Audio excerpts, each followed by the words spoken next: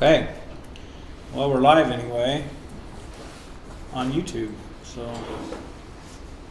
hopefully people can see us. Not that there's anybody on there yet, but we'll give just 2 more minutes, see if anybody else shows up. Make sure you grab some pizza. I think there's plenty back there. I tried to get 1 per person, so that was my goal.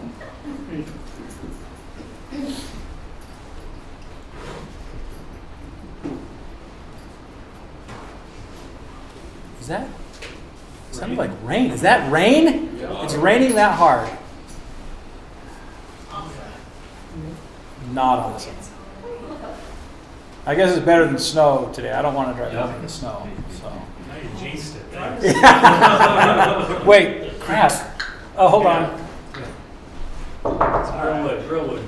We got it. I had to find wood. Plastic doesn't work. All right, let's go ahead and get started. Thanks for coming out tonight. It's great to see everybody coming out on a dark, miserable, gloomy, rainy night. And I was just talking to Brian how it's dark before you're even out of work anymore. It kind of sucks. I hate the winter because you're going to work in the dark and you're getting home from work in the dark. Although most of us, you're just staying home for work all day long. So it doesn't matter as much anymore. But today we're going to talk a little bit about PaaS. And what PaaS is, and I thought this was a really clever title. Please PaaS the Azure. I thought that was really cool. So we're going to talk a little bit about that. Now I'm using this tool called menti.com. And what it does is it allows the audience to interact a little bit with the presentation.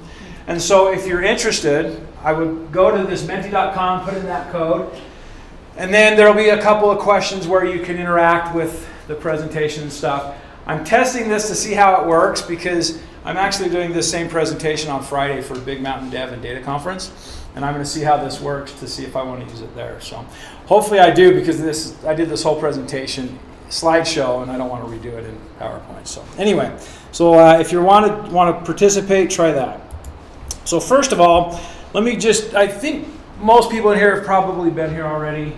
I'm just going to give a quick overview of who I am again. So I'm Troy Fillerup, Solution Architect here at Software Technology Group. This is the company that I work for. I've been a Microsoft developer for a long time. I have 3 kids, 2 grandkids, 1 wife, and some pets. And then those are some of my hobbies. So, and mostly this last one. I like hanging around resorts. That's my favorite thing to do. So the next thing, now this is where audience participation comes in. So 2 truths and a lie about me.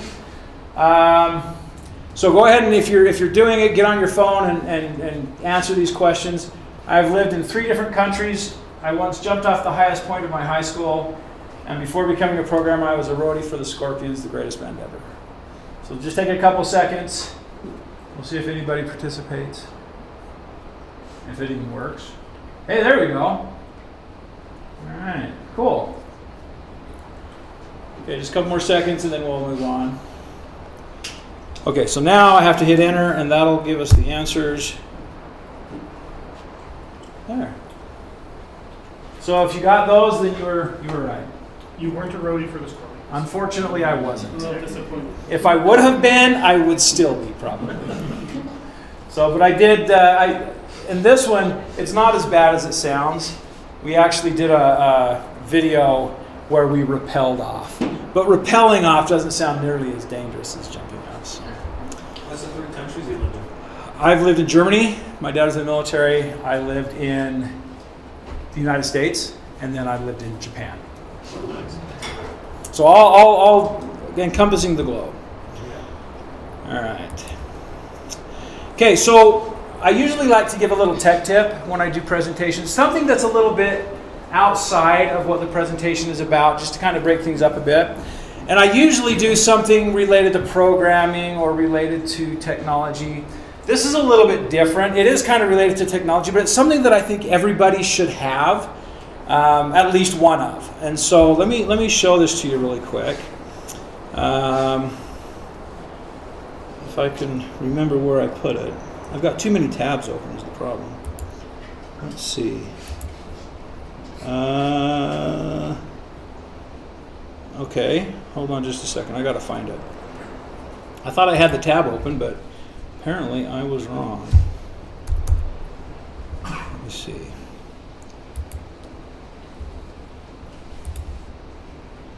See, that's the problem with not being as prepared as I wanted to be. There it is. So now this is something that I would recommend, honestly, that everybody go out and get one of these because it's really pretty cool. So this is a chair that you can sit in when you're doing your work, right? How cool is that? That is a pretty sweet chair, right? So I was looking at this and I'm thinking, you know, $3,700, that's doable for most people. But look at this thing. It's like, it leans back and it has this big scorpion thing to hold. Look at these monitors right here. Like you can put in like all these monitors. Isn't that? I think everybody should have. It's not too bad when their windmill or Aeron chair is like $2,100. And it's not even this cool, right? I know. So anyway, think about it. And if you buy one, maybe tell them that I referred you. Maybe they'll give me a free one or something. I don't know. Because I'm not going to buy one. Anyway, all right. Okay, enough messing around. Let's get down to business here. So there's a couple of different types of services in the cloud, right? We have obviously our on-premise stuff. We have our IaaS, which is you still control most of it. You just let the cloud control some of it, right? So like the data center, the security of the data center, right? The physical security. The actual hardware itself, you don't control that. But you have to control the operating systems. You have to control patching. There's a lot that you do have to deal with IaaS.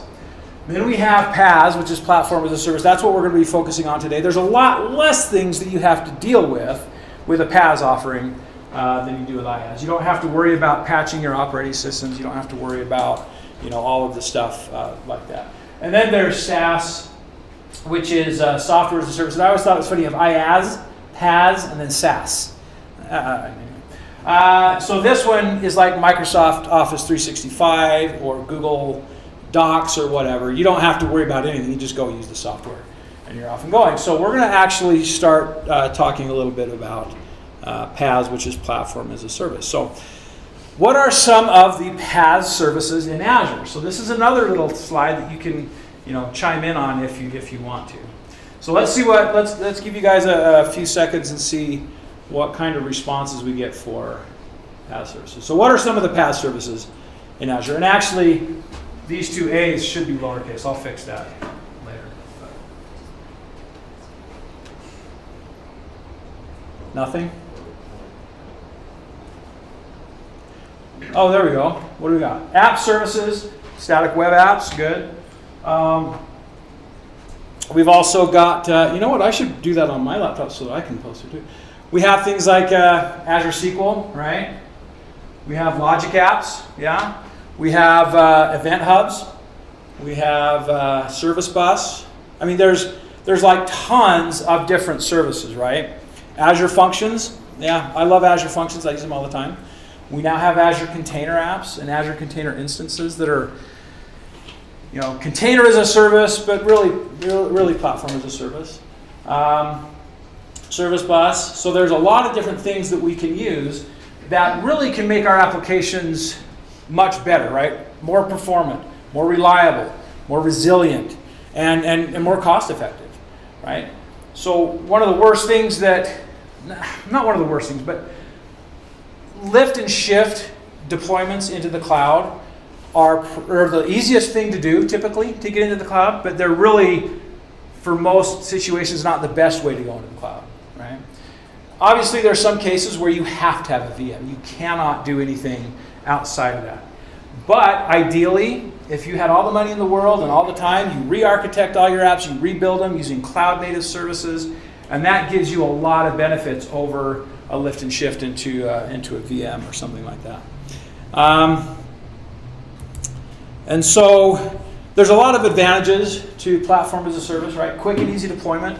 It's super easy to deploy to an Azure function. If you're in Visual Studio, you can right-click deploy, which I always recommend against, but I do it all the time anyway. High elasticity, right? Azure Functions, man, those suckers will stretch all day long. You can have up to 200 of them running at once, and when they don't need to run anymore, they go back down. So the elasticity, the scalability of PaaS is really, really good. High reliability, optimal cost, and I'm going to talk a little bit about Azure Functions again. Azure Functions are super cost effective, right? You get like the first 1 million executions a month per subscription for free. And with like Azure Container Apps, you get the first 2 million HTTP requests per month for free. And so there's some things that you can do and save a lot of money. And even with Azure Functions, if you do billions of executions, you're looking at a really, really cost-efficient way to run your workloads. And then PaaS is fun to say, too. So that's always a benefit to anything you do in Azure. All right.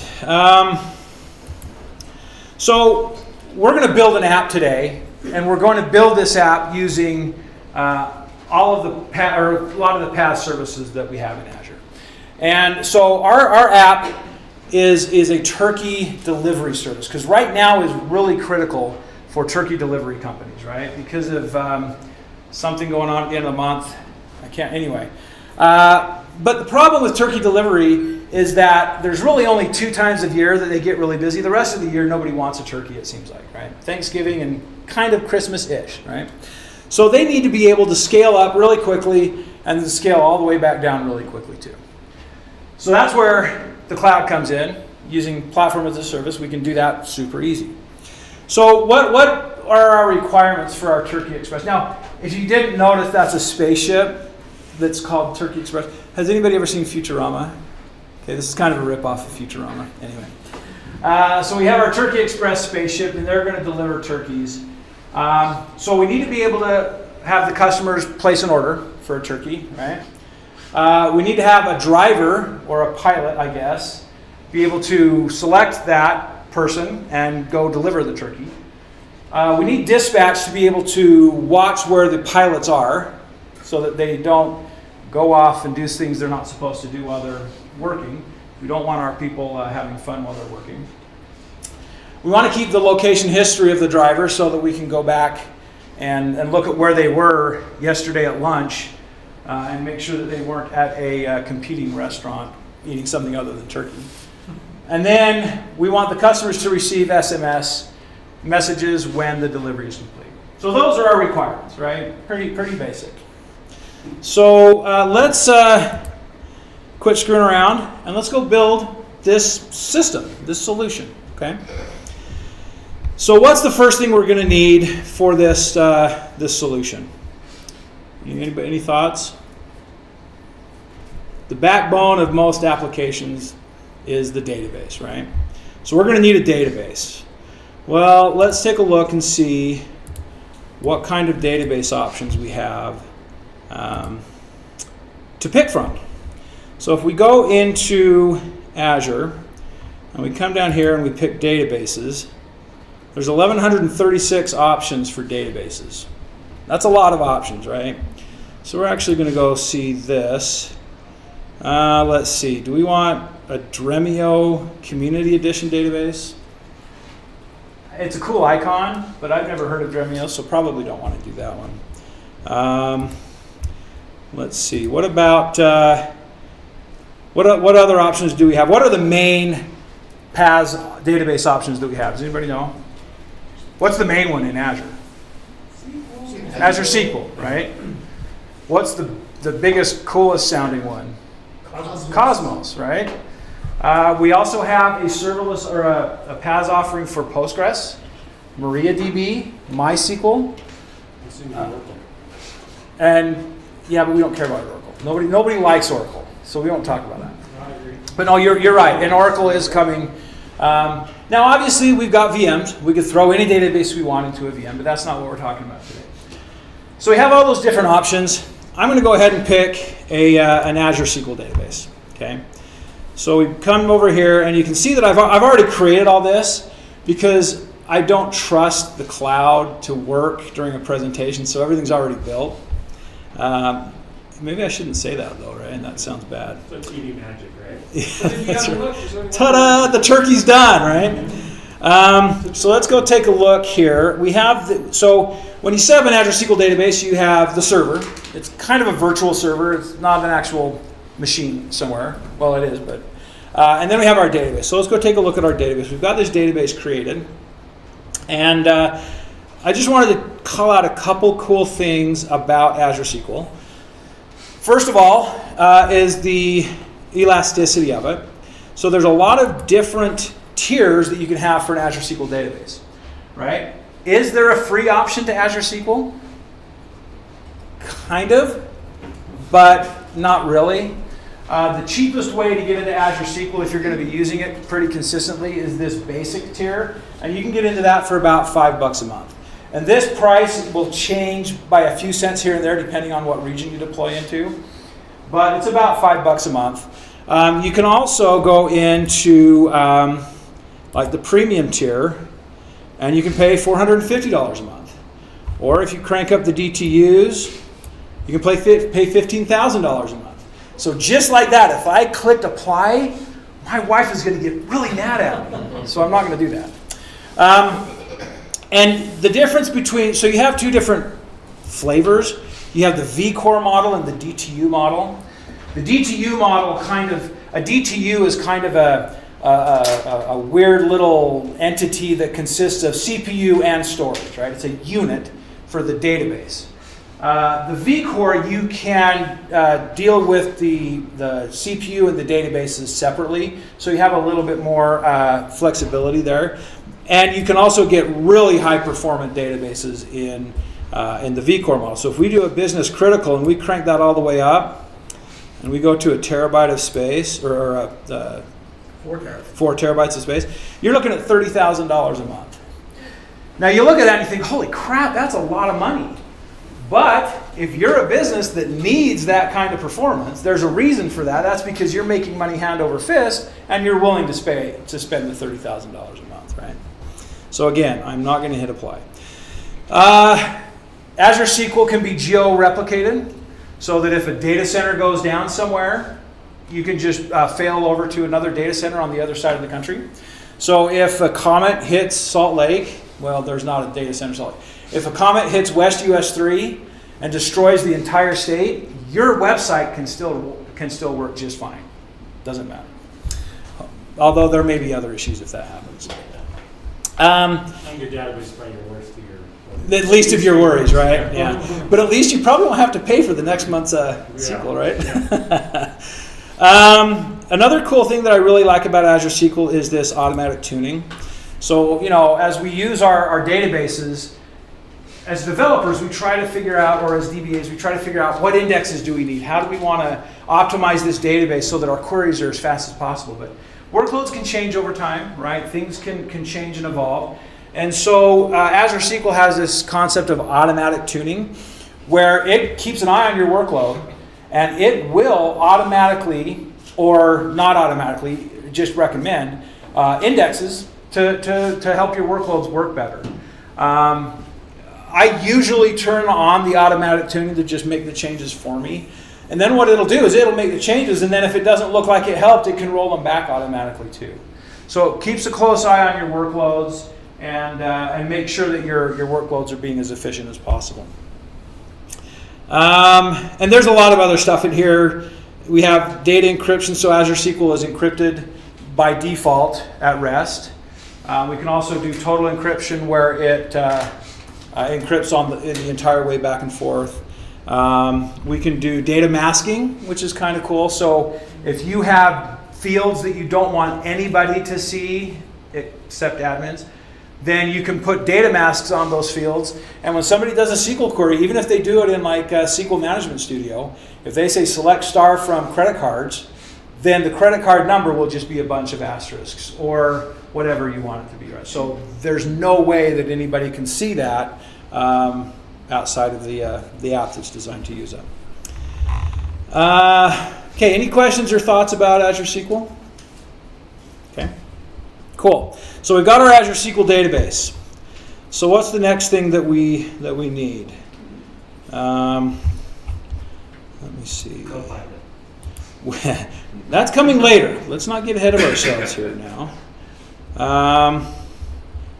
I tell you, if my head wasn't attached to my shoulders, I think I'd lose it. So, all right. So let's take a look at our app. Let me bring up Visual Studio here. Now, one thing you'll notice when I show this, if it would open,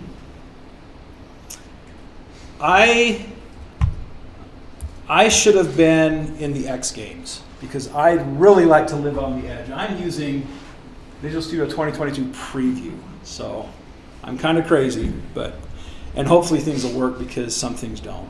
So anyway, I'm using Visual Studio 2022, and this is our app. So I'm going to go to, I've got a couple branches here.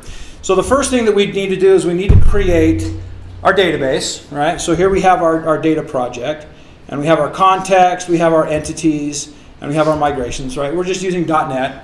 So we did a migration, it created our tables for us, boom, we've got our database. The next thing we need is we need to have some kind of a web client that people can order turkeys with, right? We could have a million good pilots, but if we don't have anybody ordering turkeys, it doesn't matter. So we created a little website here to allow people to order turkeys. And this is a Blazor web app. So this is like the new .NET 8 Blazor web app.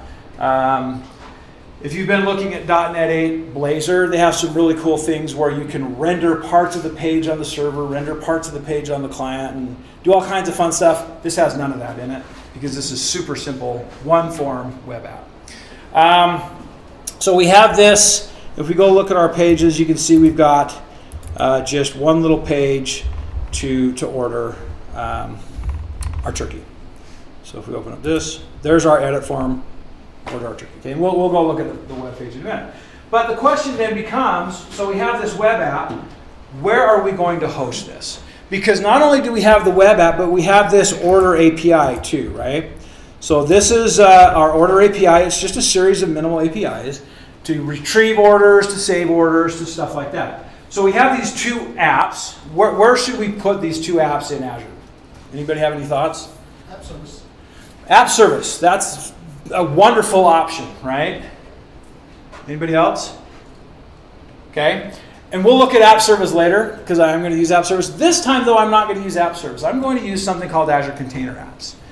I really like Azure Container Apps. They're super cool, and they're actually a lot of fun. So if anybody's ever used AKS or Kubernetes, and this is just my opinion, Kubernetes is not a lot of fun. Kubernetes is hard. It makes me think too much, and I have to learn like Helm and Istio, and I just don't want to do all that, right? So Azure Container Apps is a really good way to get a lot of the power of Kubernetes without all of the complexity of Kubernetes. Now, is it a perfect replacement for Kubernetes? No, it's not. You don't get access to the underlying Kubernetes APIs. There's a lot of stuff that you don't get. But for a lot of workloads, AKS is Azure Container Apps is a really good solution. See, I almost just completely lied my ACA, exactly. So let's go see what that looks like. So with Azure Container Apps, you've got an Azure Container App environment that you then put your apps into. So if we go look at this, this is our Azure Container Apps environment, right? And you've got all kinds of things. You've got, it has built-in Dapper compatibility, and this is not the ORM Dapper, this is DAPR, the Distributed Application Programming Runtime, I think is what it stands for.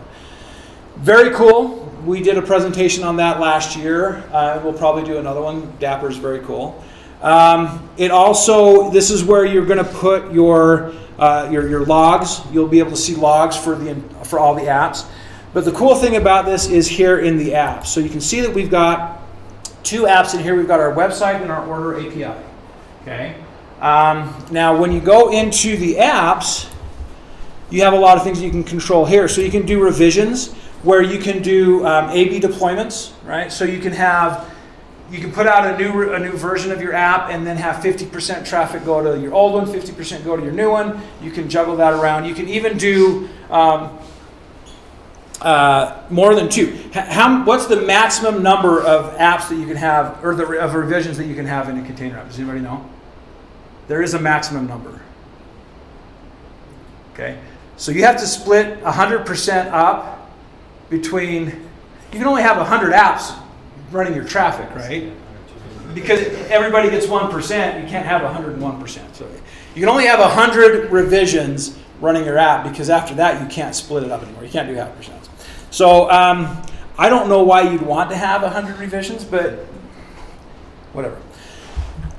You can go in here to your containers and you can edit these, right? And obviously everything that we're talking about can be managed and deployed through Bicep, Terraform, other CI/CD type things.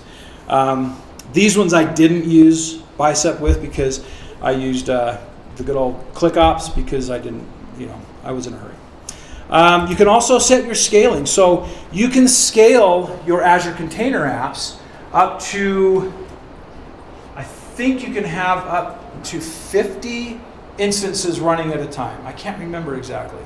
I'll have to look that up. Anyway, and it'll automatically scale based on scale rules that you set, and these use the key to auto scaler that AKS uses. So you can set scaling rules based on HTTP requests, and I think the default is 100 HTTP concurrent requests before it scales up to another instance. Okay, and you can also set CPU scaling rules or memory scaling rules. Now, if you set an HTTP scaling rule, then you can set it so that the container will scale to 0. CPU and memory scaling, you can't scale it to 0, but with HTTP scalers, you can scale the container to 0. What does that give us? Does anybody know? Saving. Yeah. How much are you going to get charged for that container if it's scaled to 0? 0, right? Now, what's the downside of scaling your app to 0? We'll see it in a minute. It takes a minute to spin up. It takes a minute to spin up, right? These things go cold, and it takes a minute to warm up. And in fact, I've been experimenting with this. It takes about 30 seconds. So the first person that hits your app in the morning is going to leave and go to YouTube instead, right? Just make a really cool spitter. Yeah, exactly. Well, and in fact, I thought, oh, you know what? I'm going to be really smart, and I'm going to circumvent. So what I did is I wrote a time-based Azure function that just pings that every 5 minutes. Keeps it alive, right? But the problem is then it's kept alive, so you're still paying for that the entire 24/7, so you might as well not even scale it to 0. So I was kind of dumb. It didn't work out quite the way I would have liked. You gotta cut a penny off in half to pay for the function that's running to keep the thing alive. Exactly. So my credit card just went crazy. It was like $6. I was out of control. But anyway, so these are really cool, and you deploy these from where do we get our images from for containers typically? Just in general, anybody know? A container registry, right? Docker Hub, Azure Container Registry. So the other thing that I had to create here was an Azure Container Registry. So in order to get our containers where we needed to be, I had to create an Azure Container Registry. We push our images to the container registry, and then they can be pulled out into Azure Containers. Okay. So for this website, to allow customers to order their stuff, we needed to have an Azure SQL database, an Azure Container App environment with Azure Container Apps in it, and then the Azure Container Registry so that we could deploy those. Okay. So we've got all that. So that worked out pretty good. I have a question. Yeah, shoot. So the additional storage, is that different storage, or if you have more than 10 gigabytes of images, does it just start giving it to you? I think you have to pay extra for that additional storage and activate it, yeah. But it's all stored in the same spot, right? Yeah, Like it's not gonna, you don't have to cut things in. And honestly, I've never reached the 10 gigabytes, so I'm not 100% sure, but I'm guessing that's, you just pay extra for the storage. So one last thing on the Azure Container Apps really quick is that each app has, you can enable ingress on it. So if we come down here to our website, you can see that we have this ingress. So I have ingress enabled, which means that we can get requests coming from the outside. But this is kind of cool here. So you can limit ingress to only other apps inside of your Container Apps environment, which is super cool because that makes it really hard to hack into your stuff, right? If you have APIs that you don't want people from the outside getting to, you turn this on and then only other apps inside of that container apps environment can access that, right? No firewall, you don't have to worry about any of that. You just keep it inside the container apps environment. You can also do it, limit it to a VNet, so if you have a VNet, and that may not be a bad way to go either. This one, since this is a website, I want to accept traffic from anywhere. It would be kind of silly to keep your website contained to only the container apps environment, right? Limiting it to the container app environment, does that mean any of your container apps that are running? Inside of that environment can access that, yeah. Okay. Yep. And the app service environment's like a cluster of VPNs. Yep. Exactly. Yep. The namespace. You can have HTTP or TCP, client certificate mode, transport, and then you have your target port down here, and then you can turn on session affinity as well. And this just recently came out of preview. When I checked it a couple weeks ago, or maybe a month ago, this was in preview. But essentially, as you're scaling out, you got 20 instances running your web app.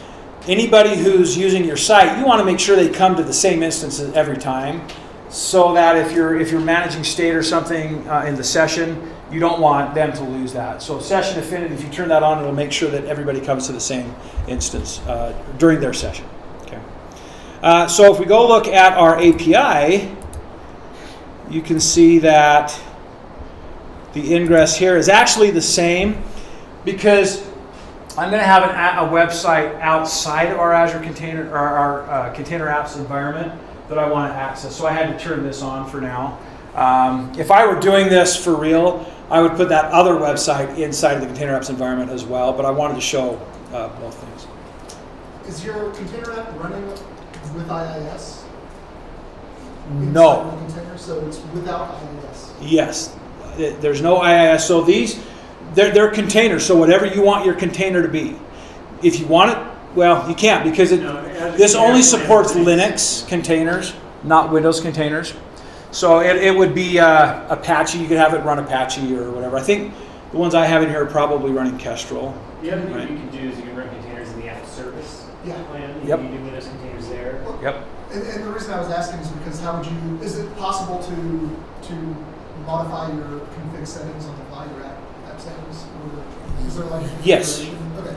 Yeah. So That's all I'm doing. so that's where you use the environment variables. Cool. Okay. Right? So if we go look at this, if we go into our containers and we go into environment variables, these are the environment variables that we're using for our container.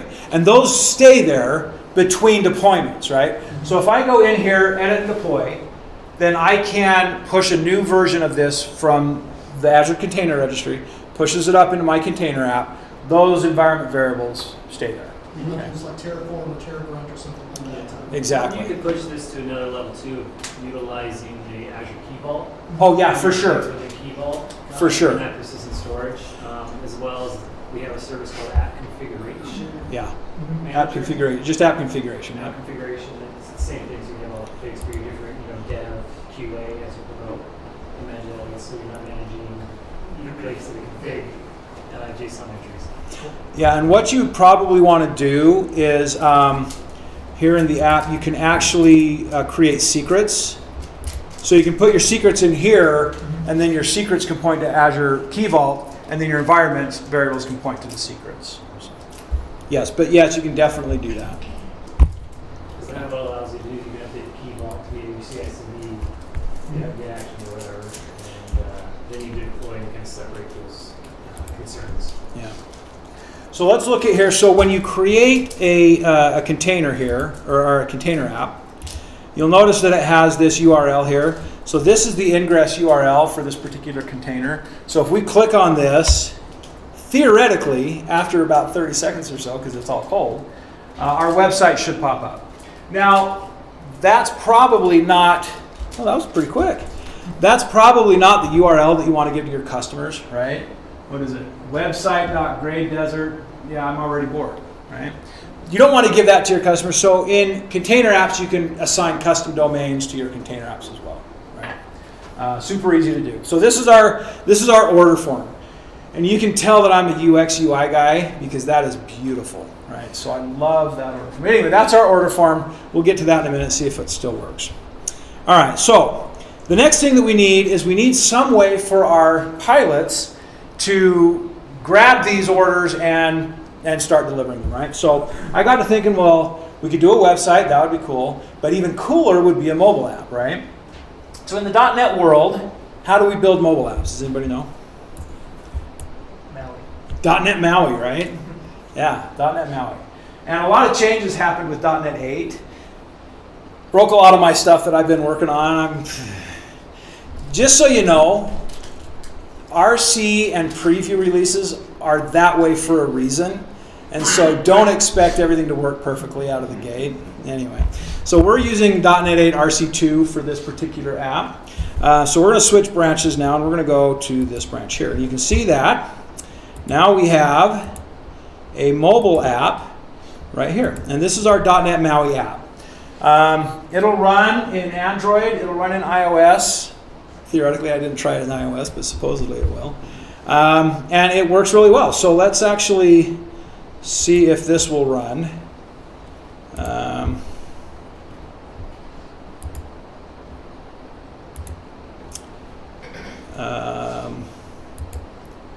Okay. Maybe it won't. Well, that's suboptimal. Let's see.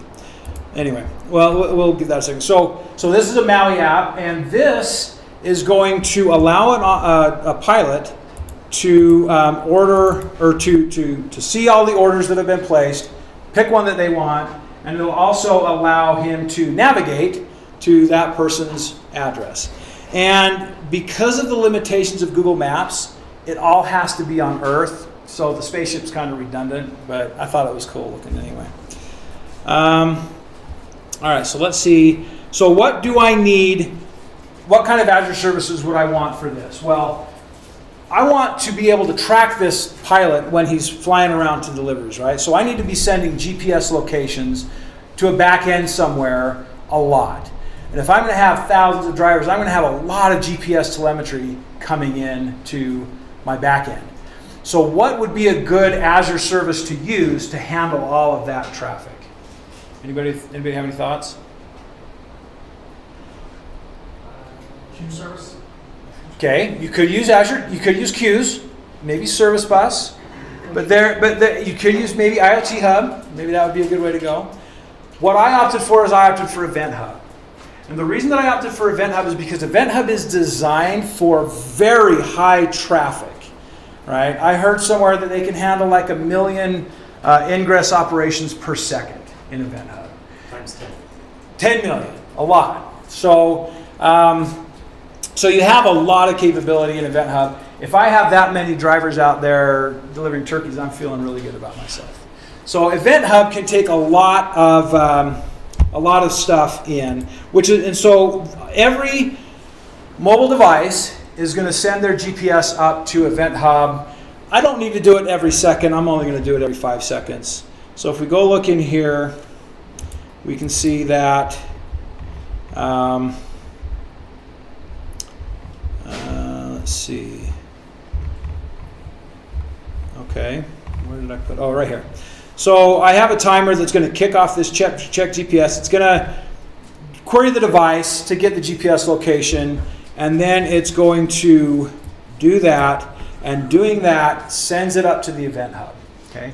Now once it's in the Event Hub, what can we do with it from there? Well, we can do a lot of stuff once it's in Event Hub, right? So an Event Hub has what we call consumer groups. And consumer groups can be added to an Event Hub, and then something else can listen to that consumer group, pull that data out of there, and pull is the wrong word. That data can be pushed to something, and then we can go do something with that. And we'll look at that here in a minute. So we've got our Event Hub. Let's go take a look at that. Let's see. So if we go back into our Azure portal, we've got our Event Hub right here. And so this is our Event Hub namespace. So when you create an Event Hub, you need it to be inside of a namespace. Okay? And then inside that namespace, you can have multiple Event Hubs. So we have our Event Hubs here. We have an Event Hub called Driver Location. So that's where we're sending all of this data to, is into this Event Hub. And then in that Event Hub, we have a series of consumer groups. I've got 5 consumer groups in this one that are going to take that data and do something with.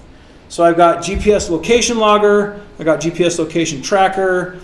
I was playing around with a Synapse or a Stream Analytics to go into Power BI, so I've got one for that. And then this was another Stream Analytics thing. So I've got my Event Hub set up. Now, the other thing that I needed to do was I needed to be able to figure out the GPS coordinates of somebody's address, right? We've got Google Maps. We can use Google Maps to do that, right? And I do use Google Maps. I kind of cheated. I did use Google Maps a little bit in this, but is there an Azure service that allows us to do mapping and geolocation and stuff like that? Does anybody know? It's got a really weird name. It's called Azure Maps. And so that's a service that actually, it has a ton of APIs. You can do all kinds of things. So I use Azure Maps to actually geolocate their address so that we can get the GPS coordinate so that we can find out where these people are. So if we come down here, you'll see that we have our Azure Maps service. And there's a ton of stuff that you can do with Azure Maps. I'm only using one teeny little API endpoint, but there's actually a ton of stuff you can do with Azure Maps. All right, let me see if our mobile app is going to work. Okay, see, that's what I'm talking about. You're supposed to have the Android emulator in this dropdown, and it's not here, and I don't know why, and it's very frustrating. Let me try one more thing.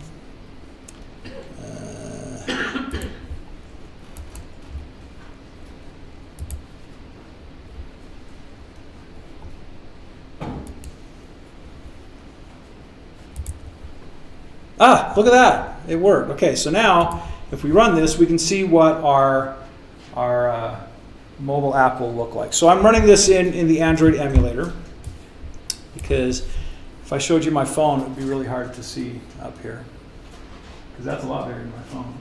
That'd actually be a good size for a phone. Maybe. So let's fire this guy up.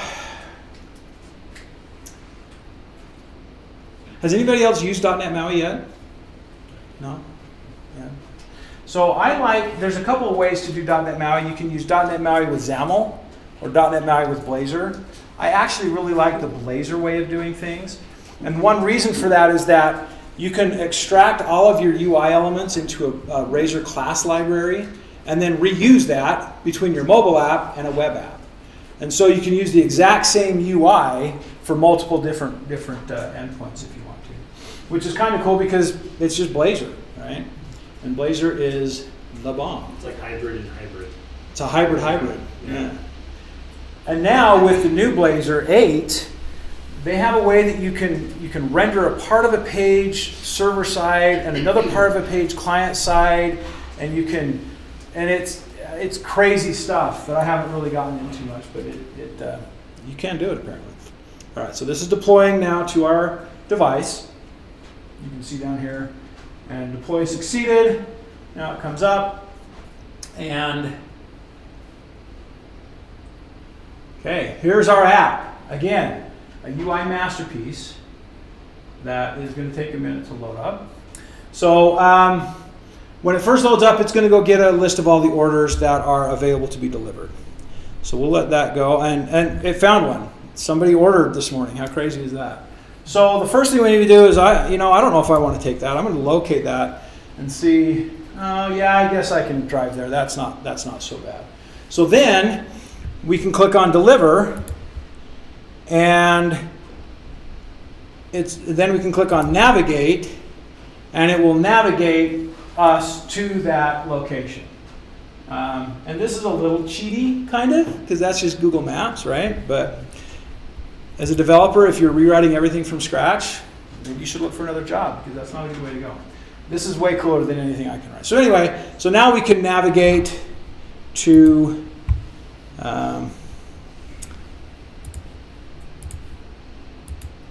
we're going to navigate down there. All right. So you can see we're going to start driving. All right. So anyway, that's our mobile app. So we've got our Event Hub. We've got our Azure Map. So all of this GPS data is now going up into an Event Hub somewhere, right? That's great. We can go look at the metrics for that Event Hub. We can see little graphs saying how many requests we're getting in. That's all really cool. But that does nothing for us as far as knowing where these guys are, right? So the next thing that we need to do is we need to create some kind of a site where we can track our operators, right? So we're going to switch over here to the branch for that. And it won't let me do that while I'm debugging, so I'm going to stop our app and try it again. So we have our tracker site. Okay, so here we have the tracker site. And this is a super interesting website that just is a map that shows where everybody is. Okay. Now, we talked a minute ago about Azure Container Apps and how I put that other website in Azure Container Apps. This one, I put in an Azure Web App, just to show the difference between the two, right? If I was doing this for real, I probably would have put them all in Azure Container Apps because they're both websites, you're calling that API, and it would have just been really nice, but I kind of wanted to show the difference between them. So let's go take a look at our portal.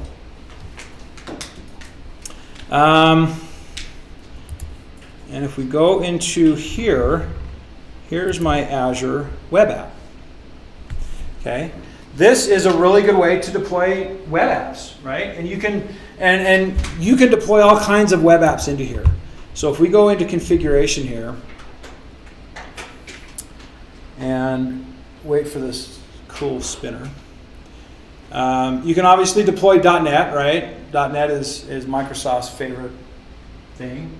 You can deploy Node apps, you can deploy Go, you can deploy Java, you can deploy all kinds of apps into Azure Web Apps. In fact, you can deploy anything you want because you can actually deploy containers into Azure Web Apps, right? So that's another way to use containers in Azure. Yeah, isn't this great? So there's a lot of cool things about Azure Web Apps. They're really easy to scale. So you can scale up, you can scale out. Scaling up is essentially putting it on bigger hardware. My favorite, okay, so there's our, so my favorite scaling plan for most things for me is the F1, which is the free one. So you can have a totally free Azure Web App. There is a limit on the number you can have in a single subscription. But, and honestly, it's free for a reason. You know, there's that old adage, you get what you pay for. Well, you really get what you pay for here. It's because you're using all those old school compact computers. Exactly. Using some little laptop that, you get 60 minutes a day of CPU, so it's really not production worthy. And you're sharing the compute with everybody else who's doing free. And so it's great for prototyping, for developing, for screwing around with. But you're definitely going to want to go down to one of these other ones when you go into production. But even at an enterprise production level, if you look at that premium V3, P3, V3, it's like 4 or 5 years. You're paying like $380 a month. Yeah.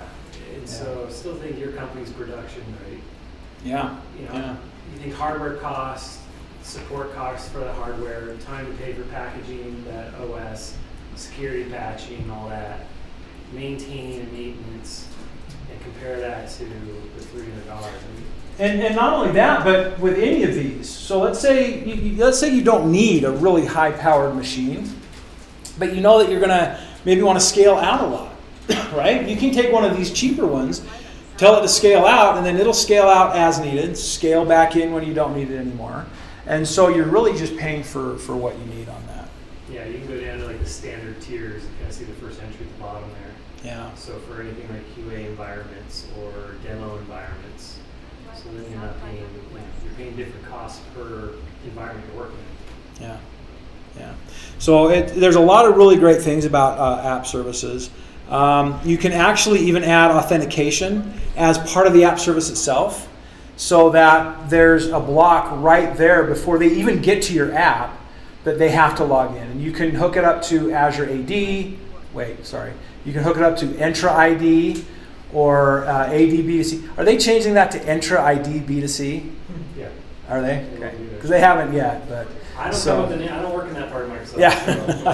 So Yeah. Anyway, so and that happens before they even touch your app at all, right? right? So it's a pretty good and then it can pass the tokens into your app so that you can have access to those. The identity, you can have a system assigned identity, a user managed identity. There's a whole presentation right here in App Services. So I think it's a key part to your PaaS, as you see right here, is that system assigned identity. So when you have your function talking to key vault accessing a storage account potentially, your ACA containers accessing the key vault, you can set up permissions to have system generated identity so all of those components can interact and talk to themselves. And then you can lock all the off down from anywhere else. But then you don't have to deal with any of that plumbing. When you're like, hey, my web app just needs to access the key vault to get that connection string to connect to the database. We can do it all through system identity and role management in that way. or user assigned identities even, Yeah. which are really nice. And that's one thing with PaaS too. As a developer-focused, developer velocity, a lot of that plumbing and maintenance is removed and maintained behind the curtain. Yeah. There's a lot happening under the curtain. Yeah, for sure.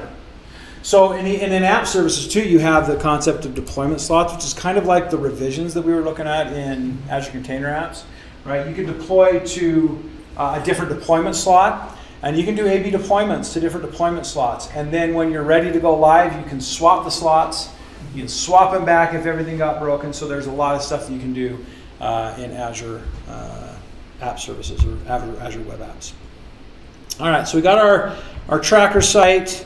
Let's see if this one is working. So again, the same way as the other ones, we actually get a URL that we can connect to. Again, not something you're going to want to give to the public probably, but these two can have custom domains assigned to them. So we'll let that sit there for a minute and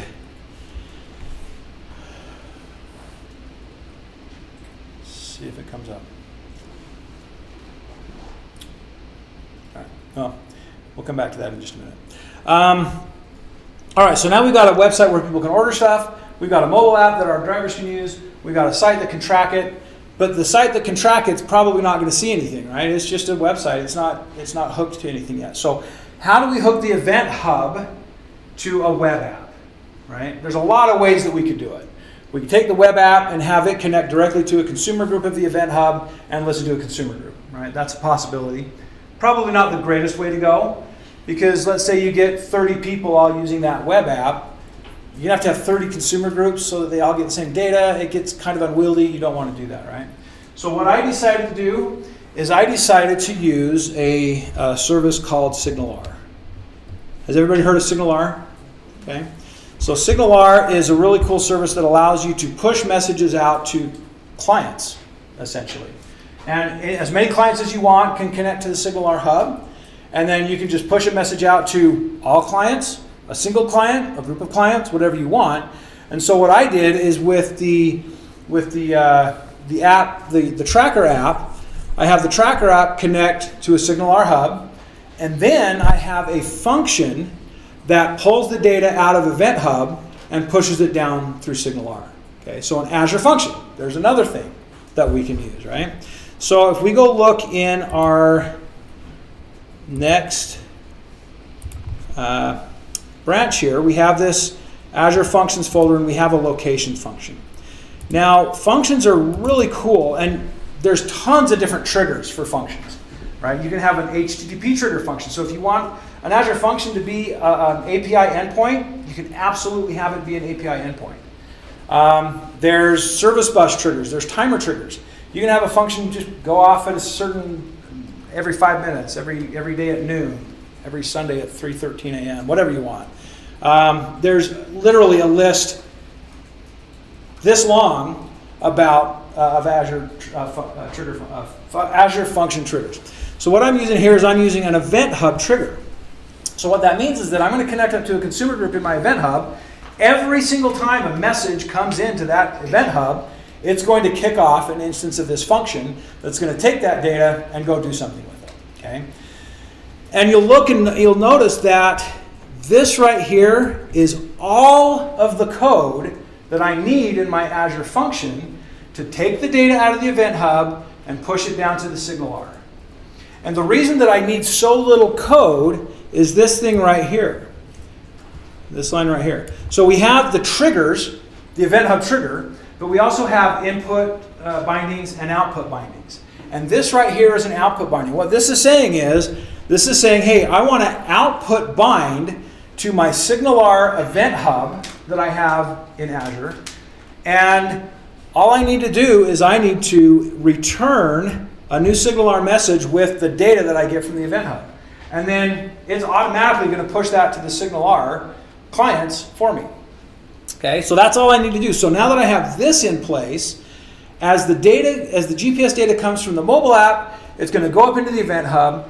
The function is going to grab that, push it down SignalR. The tracker app is listening to SignalR because it connected to that hub, and it's going to get that GPS, and it's going to update the location on the map.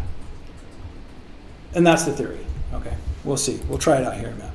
The other function that I have in here, though, one of the other things that we wanted to do is we wanted to log all of the locations so that we could go back in time and look and see where that operator, that I worked for UTA, so we called them operators. So if I say operator, I mean driver.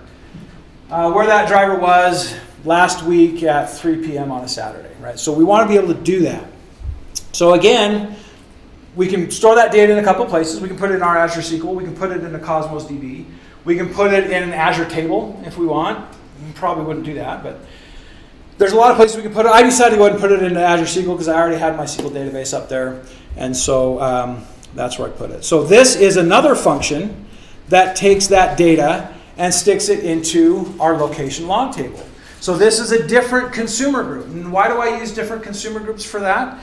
Because I want each consumer group to get all of the data, right? If we had both apps listening to the same consumer group, then this one would get that record, this one would get the next record, and they'd go back and forth like that, and we'd lose data. The location log table would only get some of them, and the tracker app would only get some. So by having different consumer groups, each consumer group is going to get a full set of all the data. Okay. So right here you can see I've got a SQL output binding, and then I just go through and I return. This is an entity that is in my database. I'm going to return that entity. It's going to go and stick it into that database for me. I don't have to do anything with Entity Framework. I don't have to do anything with ADO.NET, if anybody of you have ever heard of that. It just does it for me automatically. So that's very cool. All right, so let's go look and see if the website came up. Okay. So here's our delivery tracker. If we turn on the tracker, there's our map. Okay, so we've got the map up. Now we'll start up the mobile app again here in a second, but that's what our tracker looks like. So our tracker now is connected to SignalR, which is connected to the function, which is connected to the event hub, which is connected to the mobile app. It's all a big thing, right? Okay. All right, now what's the last thing we wanted to do? We wanted to be able to send an SMS message to the customer when the turkey was delivered, right? So how can we do that? Is there any services in Azure that allows us to send SMS messages?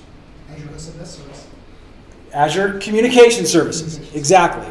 And interestingly enough, so we talked about output bindings in our functions. There's actually an output binding for Twilio. So you can send SMS messages through Twilio using a function output binding. And weirdly enough, there's not an output binding for Azure Communication Services, but who can say? All right, so let's go take a look at our, let's see. We're going to bring up our last, so that's the last thing we need to do. So that's our last branch here. That's our branch number 5, communication function. So we have this communication function here, and I have a message listener function. And this one does not have an output binding because there is no output binding for ACS. But what we do is we are going onto a service bus. So what happens is when the driver gets to the delivery point, there's a button on his app. He can push that and say I delivered it. Okay, that is going to send a message to an Azure Service Bus. Azure Service Bus is kind of similar to Event Hub. It's just different. So it's not designed for the high throughput that Event Hub is. I like the phrase temporally disconnected because that sounds really Star Trek-y.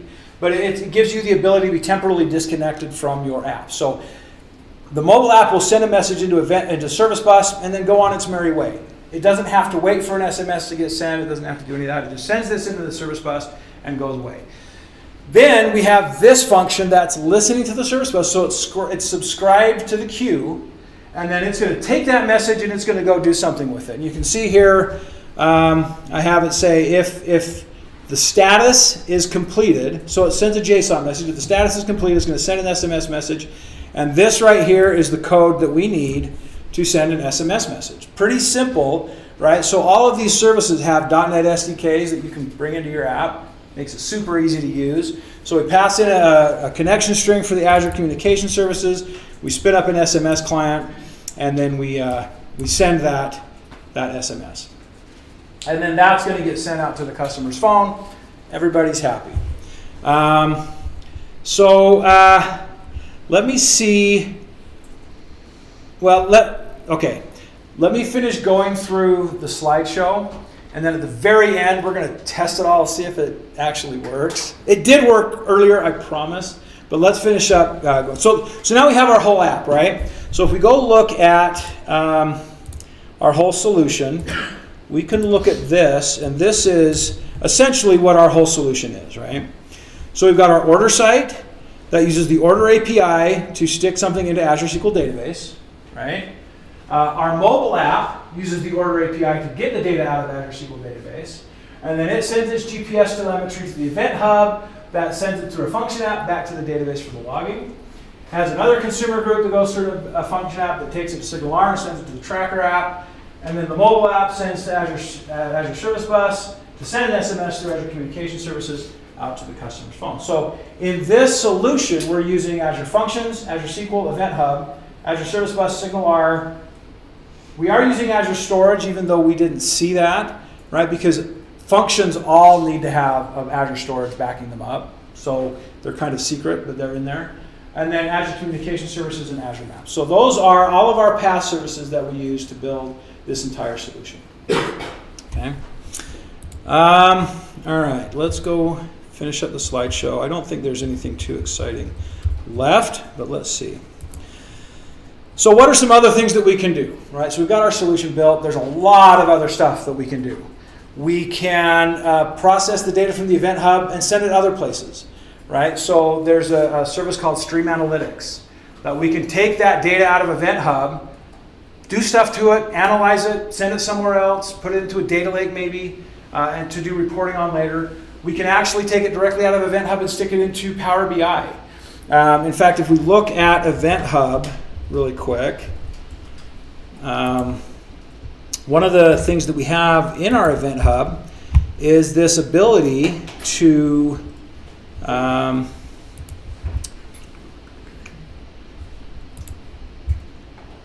capture the data, process the data.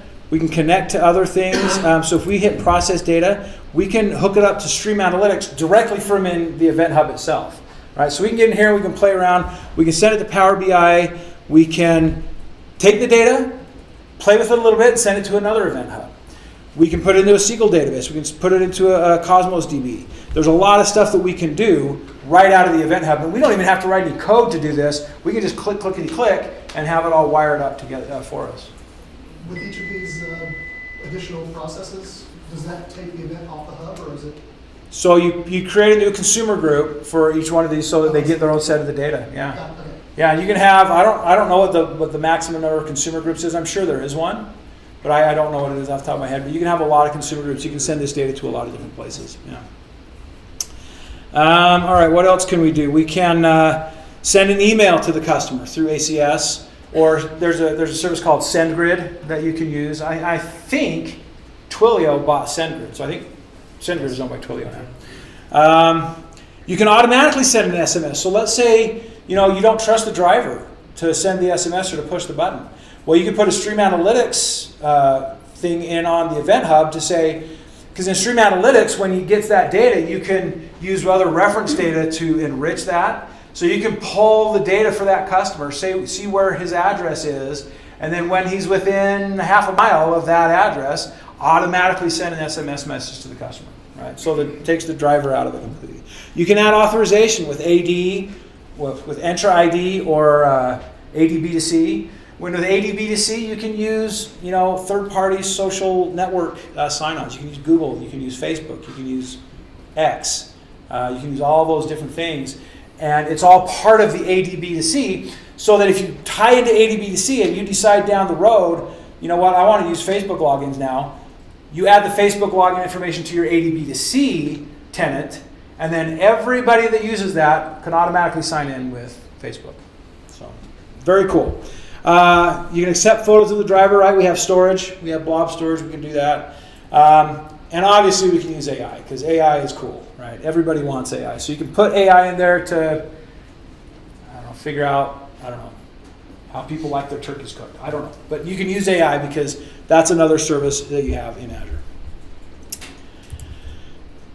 Okay, and that's all I've got. So I'm going to leave this up here for a minute. If anybody's interested in contacting me, this is how you do it. This is the website for this group here, which most of you probably know since you're here. But anyway, are there any questions?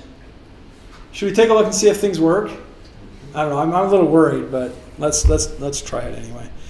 All right. So we're going to close this, and we are going to.